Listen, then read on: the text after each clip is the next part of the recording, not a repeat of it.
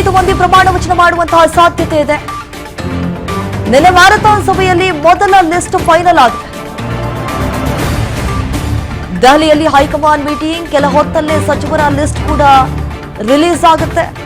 K J George, doctor G Parameshwar, Krishna Byregowda, M B Patil, Satish Jarkiholi, Ramalinga Reddy, U T Khader, ಹಾಗೆ Yathindra Siddaramaiah, Priyank Kharge, K H Muniyappa ಅಥವಾ ರೂಪಾ ಶಶಿಧರ್ ಪ್ರಮಾಣ ವಚನವನ್ನು ಸ್ವೀಕರಿಸುವಂತಹ ಸಾಧ್ಯತೆ ಹೆಚ್ಚಾಗಿದೆ.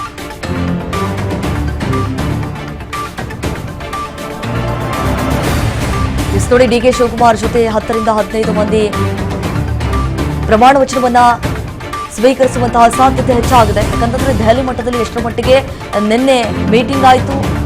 ಇನ್ನೇನು ಕೆಲ ಹೊತ್ತಿನಲ್ಲೇ ಲಿಸ್ಟ್ ಕೂಡ ರಿಲೀಸ್ ಆಗುತ್ತೆ. ಎಸ್ ಬಸವರಾಜ್, ನಾವು ಗಮನಿಸಿದಾಗ 10 ರಿಂದ 15 ಶಾಸಕರುಗಳು ಪ್ರಮಾಣ ವಚನವನ್ನ ಸ್ವೀಕರಿಸಲಿದ್ದಾರೆ ಎನ್ನುವಂತಹ ಮಾಹಿತಿ ಇದೆ. ಆದ್ರೆ ಎಷ್ಟು ಗಂಟೆಗೆ ಈ ಲಿಸ್ಟ್ ಬಿಡುಗಡೆ ಆಗತ್ತೆ?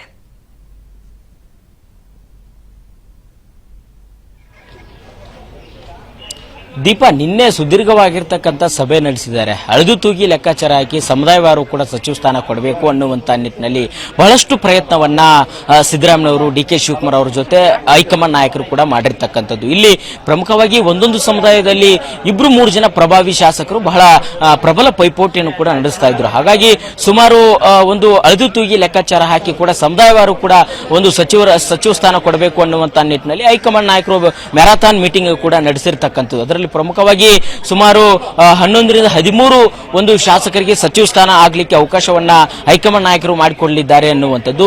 ನಿನ್ನೆ ಡಿಕೆ ಶಿವಕುಮಾರ್ ಅವರು, ಸಿದ್ದರಾಮಯ್ಯವರು ಒಂದು ರಾಜ್ಯಕ್ಕೆ ವಾಪಸ್ಸಾದ ನಂತರವೂ ಸಹಿತ ರಾಹುಲ್ ಗಾಂಧಿ ಅವರು, ಕೆಸಿ ವೇಣುಗೋಪಾಲ್ ಅವರು, ಸುರ್ಜೇವಾಲಾ ಅವರು ಕೂಡ ಸಭೆ ನಡೆಸಿದ್ದಾರೆ.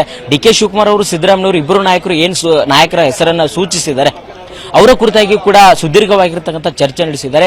ಬಹುತೇಕವಾಗಿ ಇವತ್ತು ಬೆಳಗ್ಗೆ 10 ಗಂಟೆ ಅಥವಾ 10:30ಕ್ಕೆ ರಾಜ್ಯಕ್ಕೆ ಸಚಿವರು ಯಾರಾಗಬೇಕು, ಯಾರನ್ನೆಲ್ಲ ಆಯ್ಕೆ ಮಾಡಿದ್ದಾರೆ ಹೈಕಮಾಂಡ್ ನಾಯಕರು ಅನ್ನುವಂಥದ್ದು ಪಟ್ಟಿ, ಅಧಿಕೃತವಾಗಿರ್ತಕ್ಕಂಥ ಪಟ್ಟಿ ಸುಮಾರು 10 ಗಂಟೆ ಅಥವಾ 10ವರೆಗೆ ರಾಜ್ಯ ನಾಯಕರಿಗೆ ಕೈ ಸೇರಲಿದೆ ಅನ್ನುವಂಥ ಮಾಹಿತಿ ನಮಗೆ ಲಭ್ಯವಾಗಿರ್ತಕ್ಕಂಥದ್ದು. ಪ್ರಮುಖವಾಗಿ ಈಗ ಒಂದು ದಲಿತ ಸಮುದಾಯಕ್ಕೂ ಕೂಡ ಕೊಡಬೇಕು, ಇತ್ತ ಲಿಂಗಾಯತ ಸಮುದಾಯಕ್ಕೂ ಕೂಡ ಕೊಡಬೇಕು, ಅಲ್ಪಸಂಖ್ಯಾತ ಸಮುದಾಯಕ್ಕೂ ಕೂಡ ಅವಕಾಶ ಮಾಡಿಕೊಡಬೇಕು. ಹಲವರು ಒಂದು ತೀವ್ರ ಪೈಪೋಟಿಯಲ್ಲೂ ಕೂಡ ಇದ್ದಾರೆ. ಹಾಗಾಗಿ ಯಾವ ಸಮುದಾಯಕ್ಕೂ ಕೂಡ ಅಸಮಾಧಾನ ಆಗ್ಲಾರ್ದಂತ ಹಿನ್ನೆಲೆಯಲ್ಲಿ ಅವರಿಗೆ ಸಚಿವ ಸ್ಥಾನ ಒದಗಿಸಿಕೊಡಬೇಕು ಅನ್ನುವಂತ ನಿಟ್ಟಿನಲ್ಲಿ ಕೂಡ ಮತ್ತೆ ಮುಂದೆಯೂ ಕೂಡ ಸರ್ಕಾರ ಸುಗಮವಾಗಿ ನಡೀಬೇಕು ಅನ್ನುವಂತ ಗಮನದಲ್ಲಿಟ್ಟುಕೊಂಡು ಮುಂಬರ್ತಕ್ಕಂಥ ಸ್ಥಳೀಯ ಮಟ್ಟದ ಚುನಾವಣೆ ಕೂಡ ಗಮನದಲ್ಲಿಟ್ಟುಕೊಂಡು ಮೊದಲ ಪಟ್ಟಿಯಲ್ಲಿ ಪ್ರಬಲ ಒಂದು ಶಾಸಕರಿಗೆ ಅವಕಾಶ ಸಿಗಬೇಕು ಅನ್ನುವಂತ ಬಹಳಷ್ಟು ಅವರ ಒತ್ತಡ ಇದೆ. ಸಿದ್ದರಾಮಯ್ಯ ಅವರ ಕಡೆಯಿಂದಲೂ ಕೂಡ ಒತ್ತಡ ಹೇರಿದ್ದಾರೆ, ಡಿಕೆ ಶಿವಕುಮಾರ್ ಅವರ ಕಡೆಯಿಂದಲೂ ಕೂಡ ಒತ್ತಡ ಹೇರಿದ್ದಾರೆ. ನೇರವಾಗಿ ಹೈಕಮಾಂಡ್ ನಾಯಕರಿಂದಲೂ ಕೂಡ ಲಾಬಿ ಮಾಡತಕ್ಕಂಥ ಪ್ರಯತ್ನ ಕೂಡ ಕಾಂಗ್ರೆಸ್ ಪಕ್ಷದ ವಲಯದಲ್ಲಿ ನಡೆದಿದೆ. ಹಾಗಾಗಿ ಅದನ್ನೆಲ್ಲವನ್ನು ಕೂಡ ಒಂದಿಷ್ಟು ಲೆಕ್ಕಾಚಾರಗಳನ್ನ ಹಾಕಿ ಇವತ್ತು ಈ ಒಂದು ನಿಟ್ಟಿನಲ್ಲಿ 2 ದಿನಗಳ ಕಾಲ ಆದರೂ ಕೂಡ ಒಂದು ಮೊದಲ ಪಟ್ಟಿಯ ಸಚಿವರು ಆಯ್ಕೆ ಮಾಡುವಂತದ್ದು ಆಗ್ತಾ ಇಲ್ಲ ಕಾಂಗ್ರೆಸ್ ಪಕ್ಷದ ಹೈಕಮಾಂಡ್ ನಾಯಕರಿಗೆ. ಹಾಗಾಗಿ ಇವತ್ತು ಬಹುತೇಕವಾಗಿ ಒಂದು 11 ಗಂಟೆ ಒಳಗಾಗಿ ಅಧಿಕೃತವಾಗಿರ್ತಕ್ಕಂಥ ಸಚಿವರ ಪಟ್ಟಿ